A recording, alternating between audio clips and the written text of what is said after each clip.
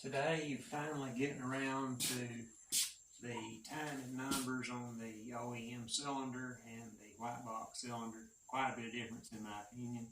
We're going to look at that and we're going to set up a timing wheel. Show you some basics about that.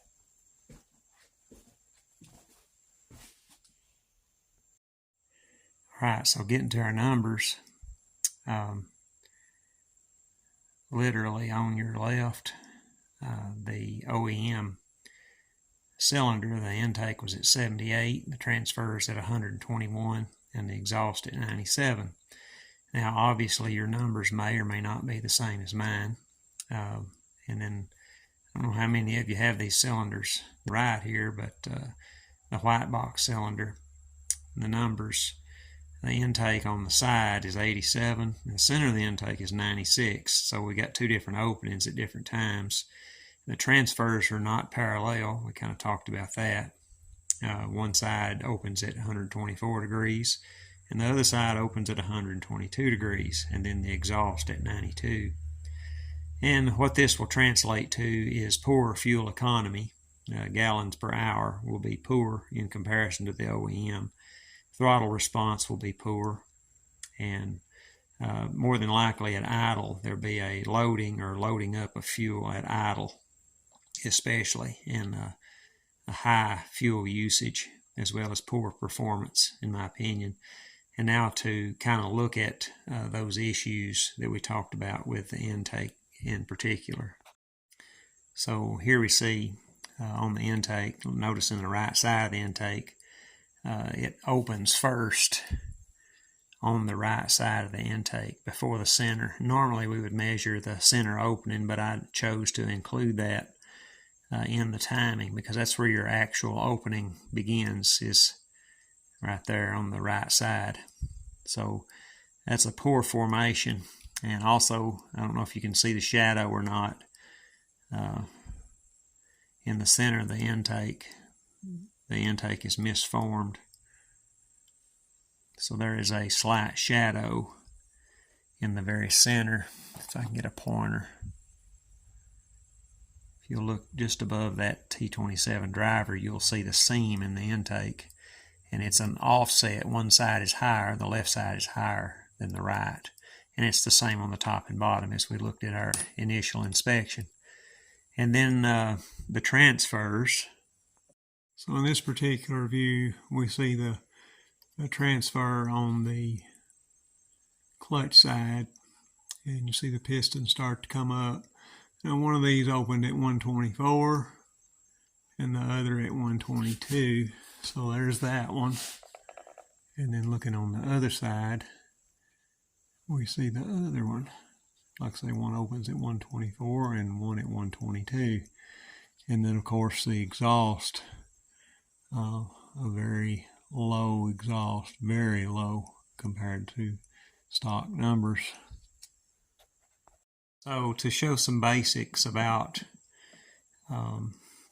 timing wheels, I think I used a 3/8 24 thread per inch bolt on both drill chucks, and the smaller drill chucks, that's what most of them seem to be 3/8 by 24 threads per inch. So I use multiple washers, a nut, and then a bolt, all of that the same thread to thread into the drill chuck. These are my indicators, and you can make them out of anything. I do a lot of steel products, so these are set up to clamp on the bar studs for most steel products. So to talk about setting up a degree wheel, they're inexpensive, they're easy to use. They're actually, this setup is probably cheaper to do than inexpensive set of, well, a quality inexpensive set of calipers, but you basically have a 3/8 drill chuck, 3/8 bolt, 3/8 nut, and a couple of washers. And 2 washers on the chuck side and 1 washer on the bolt nut side. Now these are about $20 just about anywhere. It's just an aluminum wheel with degrees marked out on it.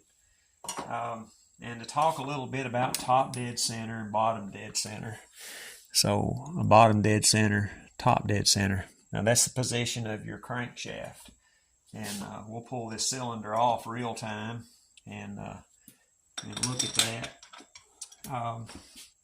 All of these timing numbers that I gave you are for use with the factory gasket.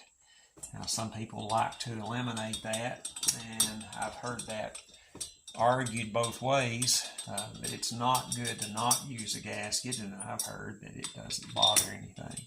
I personally use a gasket, just my personal practice. So we've got cylinder bolts in alternating corners, and I've made a point about this huge taper in this cylinder here. I want to make it again. Look at that thing, over 6 millimeters. It's unusual to me. So bottom dead center, top dead center. This is top dead center. Your crankshaft is at its height. It's as high as it can go. That's top dead center. And then bottom dead center. The crank journal is as low as it can go in the crankcase. And that's the way that I like to set up the wheel initially. Rough it in that way. And you can do it either way. So to set all this together real time,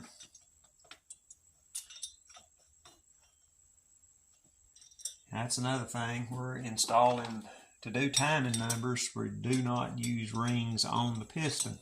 Now, if you watch the previous videos, you know that we installed rings inside the cylinder, not on the piston, but inside the cylinder, to get some actual numbers there. A bit unusual. I have seen it done before, but it's not very popular or widespread practice.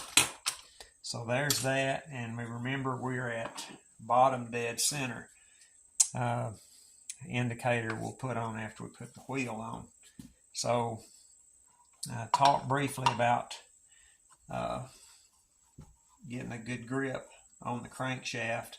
On the clutch side, I normally use the clutch side. You can use the flywheel side, but I use the flywheel to turn the assembly. So we'll loosen this nut a little bit, which allows this to spin, and we'll install our indicator.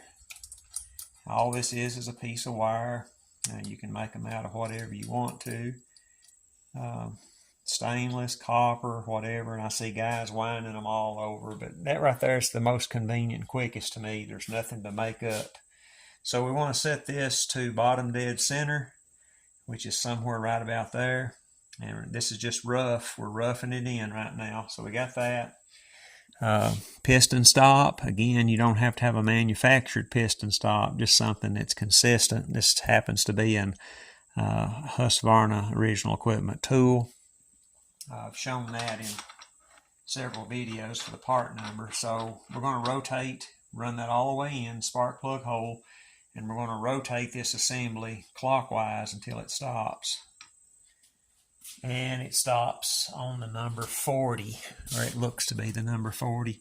Let me drop you down. I'll pause you and we'll drop the camera down where you can see the flywheel or the timing wheel. All right, so we're about almost ground level or eye level. So I'm on about 40, and we're looking right here at the 40 mark. TDC, now we're going to go counterclockwise until we stop. And it should be pretty close, and we'll make some fine adjustments if not. It's pretty close. We're on about 42, so I'm going to split the difference to 41. Okay, there's 41 degrees. Now go back around clockwise until we bump the stop this direction. And we're really, really close. Just a little bit here. Back around again. And all we're doing is splitting the difference until the numbers line up. So about 40.5 degrees is how we've got this set up. 40.5 degrees.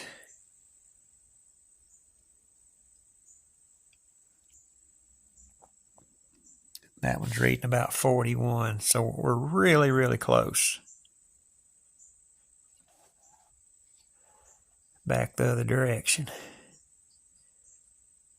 41 to 42. So we're really, really close there, pretty accurate. And like I say, you do not have to have a timing wheel on this stuff. If you've got an OEM cylinder to reference by, you can do what you need to do. Get yourself some numbers, or if you have somebody that you trust what they say as far as those measurements go, you can set that up pretty good. So let's see what this one looks like. Should be pretty close. Let's put her stop in.